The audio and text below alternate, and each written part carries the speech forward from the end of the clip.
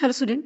अब हम डिस्कस करने जा रहे हैं फंक्शन ऑफ मनी को। तो चलिए शुरू करते हैं। देखिए, जनरल टर्म में अगर बात करें तो जो मेन फंक्शन है मनी का वो है कि इकोनॉमिक सिस्टम में जो भी गुड्स एंड सर्विसेज की एक्सचेंज है वो इजी हो सके और ट्रेड को, कॉमर्स को, बिजनेसेस को स्मूथली रन कराने में हेल्प कर सके। दैट इज मनी, है ना।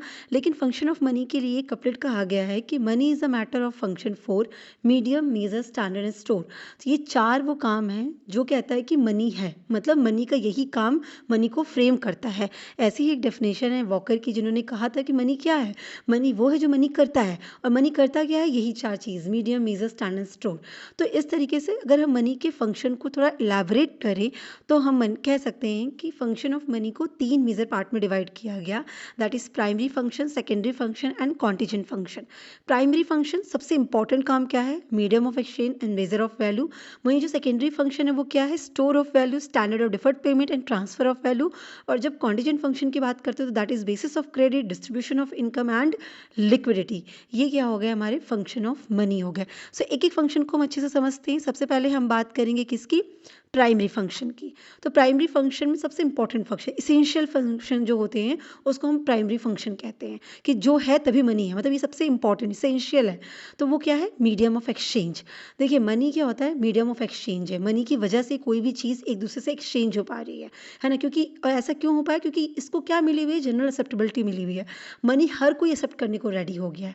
और यही चीज़, ये एक्सेप्टेबिलिटी जो इसकी है ना, ये रिमूव करती है सबसे बड़ी जो प्रॉब्लम थी बार्टर सिस्टम की, वो थी डबल कोइंसिडेंस की।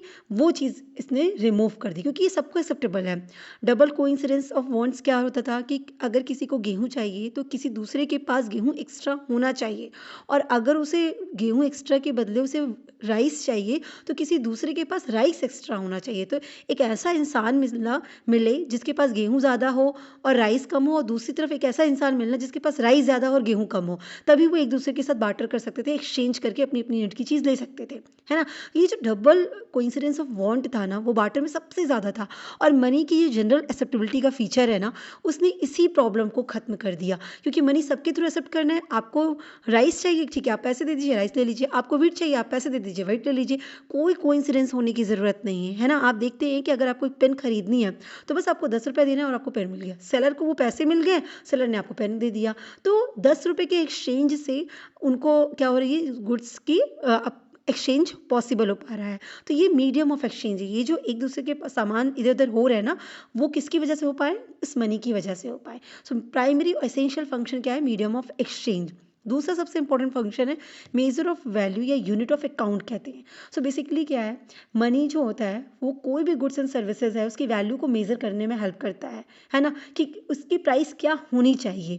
जैसे किसी भी चीज़ की जो मॉनेटरी यूनिट है ना, किसी भी चीज़ की आप उसको मॉनेटरी यूनिट में एक्सप्रेस कर सकते हैं कि इसकी प्राइस कितनी होनी चाहिए, है ना, या इसका कितना होना चाहिए, जिससे आपको कंपैरिजन करने में ईजी हो जाता है। जैसे आप ऐसे समझिए कि अगर आप कोई चीज़, आपको डिस्टेंस ही कवर करना हो तो आप उसको कैसे मेज़र करते हैं, किलोमीटर में मेज़र कर लेते हैं ना। आपको अगर कोई कपड़े खरीदने हैं तो आप उसको मीटर में मेज़र कर लेते हो। तो हर एक की चीज़ की मेजरिंग यूनिट है, उसी के हिसाब से चीज़ें मैटर करती हैं। तो मनी एक ऐसी मेजरिंग यूनिट है कि किसी भी चीज़ को अगर मेज़र करना है तो आप मनी में मेज़र कर सकते हैं। कोई भी चीज़ एक्स वाई जेड कोई भी चीज़ है, उसको अगर आपको चाहिए तो आप उसे मनी में मेज़र कर सकते हो। तो ये मेजरिंग यूनिट हो गई, है ना। इसके थ्रू आप किसी भी चीज़ की प्राइस को मेज़र कर सकते हैं, किसी भी चीज़ की वैल्यू को मेज़र कर सकते हो, और इसकी वजह से कंपैरिजन ईज़ी हो सकता है कि ये चीज़ 10 रुपये की है, वो चीज़ 100 रुपये की है, वो चीज़ 50 की है, वो चीज़ 60 की है। आप ईज़िली कंपेयर कर सकते हो उन गुड्स को, उन सर्विसेज़ को, कि 50 में क्या मिल रहा है, 100 में क्या मिल रहा है, 60 में क्या मिल रहा है। तो मतलब ये मेजरिंग यूनिट हो गई। Is it clear? अब जो दूसरा इंपॉर्टेंट फंक्शन है दैट इज सेकेंडरी फंक्शन, उसमें क्या चीज़ आती है, उसमें आता है store of value. Store of value मतलब क्या हो गया कि मनी को हम फ्यूचर के लिए भी स्टोर कर सकते हैं, है ना। इसकी यूटिलिटी कभी भी खत्म नहीं होती है। ये सबसे एक्सेप्टेड मीन्स है स्टोर करने का। किसी भी वेल्थ को स्टोर करना हो तो मनी को स्टोर कर लो, सबसे ज़्यादा सही चीज़ है। ऐसा क्यों, देखिए ऑब्वियस सी बात है कि मनी क्या करता है, परचेजिंग पावर को स्टोर करता है, जो उसे फ्यूचर में यूज़ कर सकता है। अगर आज आप 1 लाख रुपया सेव करके रख ले रहे हैं, तो आपको पता है इस 1 लाख रुपए से फ्यूचर में आप जो चाहेंगे वो खरीद सकते हैं। आपने परचेजिंग पावर को सेव कर लिया कि हम इस 1 लाख की परचेजिंग पावर को सेव करें, हम इससे जो चीज़ चाहेंगे वो खरीद सकते हैं। Is it clear? लेकिन अगर आप यहीं पे कोई सामान, कोई कमोडिटी स्टोर करके रख रहे होते, तो पहली बात तो उसको लॉन्ग टाइम पीरियड के लिए आप स्टोर नहीं कर सकते, और दूसरी चीज़, वो जो भी कमोडिटी होगी वो सिर्फ उसी पर्पस के लिए यूज़ की जा सकती है फ्यूचर में। आप उससे कोई भी चीज़ नहीं परचेज कर सकते।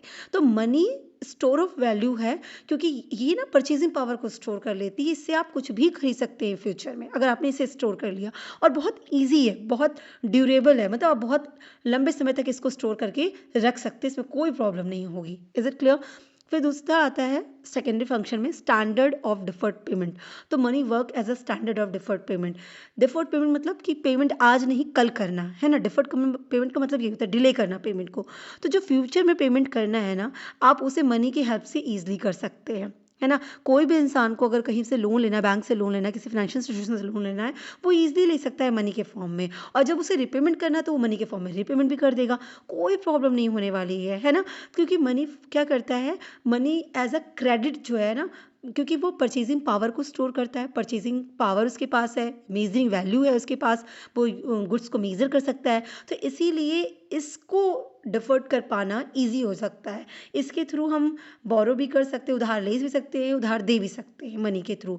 लेकिन किसी और चीज़ के लिए पॉसिबल नहीं हो पाता है कि अगर आप किसी से, अगर मान लीजिए सपोज करिए एक फार्मर के पॉइंट ऑफ व्यू से सोचिए कि आज आपने किसी से गेहूँ उधार लिया, तो कल को आपको उसे पे करने के लिए ये ध्यान रखना होगा कि इतना गेहूँ हो जाए, दूसरे सीज़न में आपको गेहूँ हो, वो भी दूसरे सीज़न में जब आपके पास गेहूँ होगा, आप उसको लगाइए, गेहूँ हो, और वो इतना हो कि आप उसका, जिससे आप जितना ले सकें उतना दे सकें। उसमें भी फिर क्वालिटी मैटर करने लगी कि मेरी क्वालिटी कैसी थी, आपकी क्वालिटी कैसी है, ऐसी बहुत सारी चीज़ें मैटर करती हैं। तो ये ना उधार लेना देना कमोडिटी में पॉसिबल नहीं हो पाता था, लेकिन मनी ना ये उधार देना लेने की जो चीज़ है, जो क्रेडिट की चीज़ है, बहुत ईजी से कर सकती है। इसके बाद एक और सबसे अच्छा फंक्शन है मनी का secondary, that is transfer of value. Money liquid means of exchange है, तो वो परचेजिंग पावर को ईजिली, जो मनी है ना, मनी की परचेजिंग पावर है, आप उसे ईजिली ट्रांसफ़र कर सकती हैं। वो एक पर्सन से दूसरे पर्सन को ट्रांसफ़र की जा सकती है, एक प्लेस से दूसरे प्लेस पे ट्रांसफ़र की जा सकती है, आपको कोई प्रॉब्लम नहीं होगी। सपोज़ करिए आप कि आपके पास यहाँ पे कोई घर है, ठीक है, और अब आपको किसी और कंट्री में शिफ्ट होना है, तो आप घर उठा के नहीं ले जा सकते, लेकिन आप मनी को ट्रांसफ़र कर सकते हैं। तो आप उस एसेट्स को, इस घर को सेल करके उसको कन्वर्ट कर लिया मनी में, अब वो मनी आप ईज़िली ट्रांसफ़र कर सकते हैं दूसरी कंट्री में, एंड अगेन वहाँ पे फिर उसी पैसे से आप दूसरा घर खरीद सकते हैं। तो ये ना वैल्यू ट्रांसफ़र करने के लिए ईज़ी है, मतलब ट्रांसफ़र ऑफ वैल्यू है। कोई भी चीज़ अगर आपको ट्रांसफ़र करना है, आपको एक प्लेस से दूसरी प्लेस पे ले जाना है, एक पर्सन से दूसरे पर्सन को देना है, तो आप मनी के फॉर्म में आराम से कर सकते हैं। अभी तो एटीएम के थ्रू मनी ईज़िली ट्रांसफ़र होती है। अब एटीएम भी नहीं, वो तो डिजिटल मनी हो गई है। डिजिटल मनी से तो और अच्छे से वो ट्रांसफ़र हो रही है एक जगह से दूसरी जगह, आपको कुछ भी कैरी करके ले चलने की ज़रूरत नहीं है। सो ये बहुत अच्छा फ़ीचर है, ये बहुत अच्छा काम है मनी का जो मनी करती है, ठीक है। अब बात करेंगे कॉन्टीजेंट फंक्शंस की। देखिए जो कॉन्टीजेंट फंक्शन है, बेसिकली इसको दिया था डेविड किनले ने, और उन्होंने कहा था कि प्राइमरी और सेकेंडरी फंक्शन के अलावा भी कुछ फंक्शन होते हैं, that is our contingent function. अब वो क्या होता है, तो उसमें पहला होता है बेसिस ऑफ क्रेडिट सिस्टम। तो उन्होंने कहा ना कि देखिए मनी जो है ना क्रेडिट सिस्टम का बेस है। कैसे बेस है?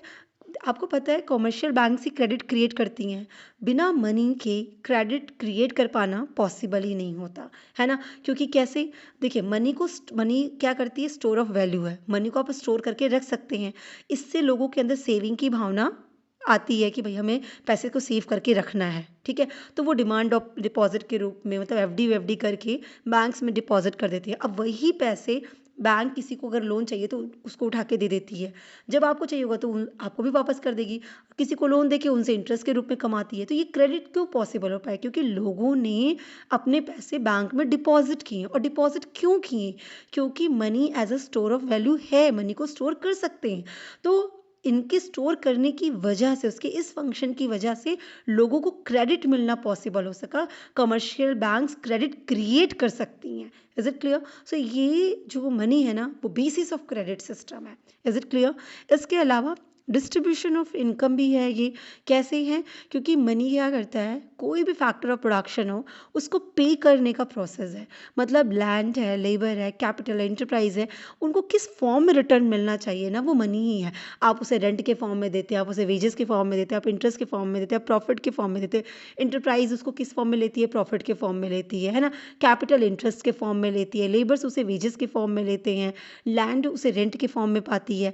तो ये हर एक को इनकम के फॉर्म में मिल जाती है। सो ये डिस्ट्रीब्यूशन ऑफ इनकम है। डिस्ट्रीब्यूशन ऑफ इनकम के अलावा भी मैं आपको बता दूं कि ये जो आपकी मनी है ना, वो नेशनल इनकम को मेज़र करने में भी हेल्प करती है, यूटिलिटी को मेज़र करने में हेल्प करती है, सैटिस्फैक्शन को मेज़र करने में हेल्प करती है। तो इसके इस तरह के बहुत सारे फ़ायदे या बहुत सारे काम हैं, है ना। इसके अलावा एक और इम्पॉर्टेंट चीज़ है लिक्विडिटी। तो मनी ईजिली लिक्विड फॉर्म में आप रख सकते हैं, है ना। आप मनी को एज अ मनी रख सकते हैं, तो ये सबसे लिक्विड है, क्योंकि ये इसके थ्रू आप कोई भी चीज़ खरीद सकते हैं।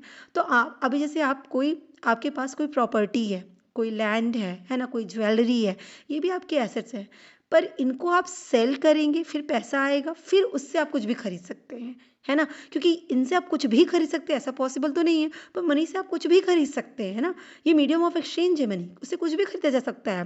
तो सबसे लिक्विड क्या होगा जिससे कुछ भी खरीदा जा सके? That is your money. तो कोई भी एसेट्स उतना लिक्विड नहीं जितना लिक्विड मनी है, क्योंकि ये मीडियम ऑफ एक्सचेंज है। इससे हम कोई भी चीज़ परचेज कर सकते हैं, और बाकी चीज़ों को करने के लिए हमें उसे नियर टू मनी या मनी में कन्वर्ट करना पड़ता है, देन हम वो एक्सचेंज के लिए पॉसिबल हो पाती है। सो इसको ईजिली वो स्मॉलर यूनिट्स में डिविजिबल है, एज अ पर कन्वीनियंट हम उसके अपने पास रख सकते हैं। तो सबसे लिक्विड एसेट्स है मनी, है ना। प्रोफेसर कीन्स कहते हैं कि लिक्विड फॉर्म में आप कैपिटल रख सकते हैं, और किसके कारण रखते हैं? ये जो हम लिक्विडिटी मेंटेन करते हैं या जो हम स्टोरिंग करते हैं, वो किस वजह से कहते हैं? उन्होंने कहा किसी भी इंसान के तीन ही मोटिव होते हैं, या तो ट्रांजैक्शन मोटिव, या प्रिकॉशनरी मोटिव, या स्पेकुलेटिव मोटिव। या तो मीडियम ऑफ एक्सचेंज की वजह से, ट्रांजैक्शन करने की वजह से वो एज अ लिक्विड फॉर्म में मनी को रखना चाहता है, या प्रिकॉशनरी मोटिव की वजह से वो लिक्विड फॉर्म में रखना चाहता है कि कल को मुझे कोई प्रॉब्लम ना आ जाए, कोई कंटीजेंसीज हमारे सामने आ गई, कोई ख़राब सिचुएशन आ गई, तो मेरे पास फंड होना चाहिए जिससे कि हम उस प्रॉब्लम्स को मीट आउट कर सकें। या स्पेकुलेटिव मोटिव से पैसा कमाने के लिए, गैम्बलिंग के लिए, या ट्रेड स्टॉक मार्केट में ट्रेडिंग के लिए, इस तरह के मोटिव के लिए भी वो क्या करता है? मनी को लिक्विड फॉर्म में रखना चाहता है। तो प्रोफेसर केन्स ने कहा ये तीन ही मोटिव होते हैं लिक्विडिटी के लिए, पर मनी सबसे लिक्विड है। Is it clear? तो ये हो गए हमारे फंक्शन ऑफ मनी। लेकिन इन सब के अलावा कई बार एग्जाम्स में ऐसे ही पूछ लेता है कि डायनेमिक और स्टैटिक फंक्शन क्या होते हैं, राइट। सो वो मैं आपको बता दूं कि इनके तीन के अलावा एक फंक्शन आता है डायनेमिक और स्टैटिक फंक्शन। ये कोई स्पेशल फंक्शन नहीं अलग से, बल्कि ये जो तीनों फंक्शंस थे ना, इन्हीं को डायनेमिक या स्टैटिक में डिवाइड किया गया है। और ये काम किसने किया? पॉल इंजिंग ने किया था। क्लियर? तो अगर एग्जाम में ये पूछा जाता है कि according to Paul Einzig function of money को एक्सप्लेन करिए, तो पॉल इंजिंग के अकॉर्डिंग फंक्शन ऑफ मनी दो ही है, या तो डायनेमिक फंक्शन, दूसरा या तो स्टैटिक फंक्शन। सो पहले हम एक एक करके समझते हैं। स्टैटिक फंक्शन की बात करें तो स्टैटिक फंक्शन कौन से होते हैं? कन्वेंशनल, पैसिव, ट्रेडिशनल या फिक्स फंक्शन ऑफ मनी को ही हम स्टैटिक फंक्शन कहते हैं। बेसिकली ये वो फंक्शन होते हैं जो इकोनॉमी के वर्किंग में तो हेल्प करते हैं, ऑपरेशन में तो हेल्प करते हैं, लेकिन ये इकोनॉमी में कोई मूवमेंट क्रिएट नहीं करते हैं, राइट। ये फंक्शन वो होते हैं जो प्राइमरी और सेकेंडरी नेचर के होते हैं। मतलब मनी के जो प्राइमरी और सेकेंडरी फंक्शन होते हैं ना, that is your static function. इनकी वजह से इकॉनमी रन कर रही है, काम हो रहा, मीडियम ऑफ एक्सचेंज ट्रांजेक्शन हो रहा, लेकिन ये कुछ क्रिएट कर दे इकॉनमी में, कुछ एडिशनल हो जाए, ऐसा कुछ नहीं होता है, राइट। सो इसमें एग्जाम्पल के लिए बोलूँ, जैसे medium of exchange, measure of value, store of value, measure of deferred payment, ये सारे के सारे कैसे फंक्शन कहलाएंगे? स्टैटिक। मतलब प्राइमरी और सेकेंडरी फंक्शन को आप क्या कहेंगे? स्टैटिक फंक्शन कहेंगे। तो अगर पॉल इंजिंग के हिसाब से फंक्शन को डिवाइड करने के लिए आएगा, तो आपको इस तरह से स्टैटिक फंक्शन लिखना पड़ेगा, एंड देन एक एक फंक्शन को, मीडियम ऑफ एक्सचेंज क्या होता है, मेजर ऑफ वैल्यू क्या होता है, स्टोर ऑफ वैल्यू क्या होता है, डिफर्ड पेमेंट क्या होता है, इन चारों को एक्सप्लेन करना पड़ेगा। ठीक, इस तरह से करेंगे। फिर दूसरा हमारा आता है डायनेमिक फंक्शन। डायनेमिक फंक्शन क्या होता है? ये वो फंक्शन होते हैं जो एक्टिवली इकोनॉमिक सिस्टम को इन्फ्लुएंस करते हैं। मतलब इनका इम्पैक्ट प्राइस लेवल पे, इंटरेस्ट रेट पे, वॉल्यूम ऑफ प्रोडक्शन पे, डिस्ट्रीब्यूशन ऑफ वेल्थ पे, इनकम पे, इन सब पे पड़ता है ना। जिससे किस तरह के फंक्शन हो गए? हमारे कॉन्टीजेंट फंक्शंस हो गए, जो अभी हमने देखा ना कि लिक्विडिटी हो गई, डिस्ट्रीब्यूशन ऑफ इनकम हो गई, बेसिस ऑफ क्रेडिट सिस्टम हो गया। ये सब इकोनॉमिक सिस्टम पे इम्पैक्ट डालते हैं। अगर क्रेडिट सिस्टम नहीं होता, तो आपको नहीं लगता है कि अगर क्रेडिट का होता ही नहीं, क्रेडिट बैंक क्रिएट ही नहीं करती, तो बहुत सारी चीज़ों की प्रोडक्शन रुक जाती। आज क्रेडिट की वजह से बहुत सारे डिमांड आ गई है, क्योंकि हमें पता है हमें लोन मिल जाएगा, हम लोन से ही सामान खरीद सकते हैं। तो डिमांड क्रिएट कर रहे हैं, डिमांड क्रिएट कर रहे हैं तो प्रोडक्शन हो रही है, प्रोडक्शन हो रही है तो सप्लाई हो रही है, और इसकी वजह से हमारी इनकम इंक्रीज़ कर रही है, हमारी इकॉनमी ग्रो कर रही है। तो ये इकॉनमी की मूवमेंट पे इम्पैक्ट डाल रहे हैं, उसको क्रिएट कर रहे हैं, है ना? ये सब चीज़ें। तो इसलिए कैसे हो गए, ये डायनेमिक फंक्शन हो गए। Is it clear? तो ये कॉन्टीजेंट फंक्शंस में आते हैं, ये सारे डायनेमिक हो गए। लेकिन ऐसे फंक्शन जो इस तरह का काम नहीं करते, सिर्फ जनरल काम कर रहे हैं, मतलब मीडियम ऑफ एक्सचेंज है, हम उनको स्टोर करके रख ले रहे हैं, मेजर ऑफ वैल्यू, ये सारे के सारे स्टैटिक फंक्शन कहते हैं। आई होप आपको क्लियर हुआ होगा। Wish you all the best. Thank you so much.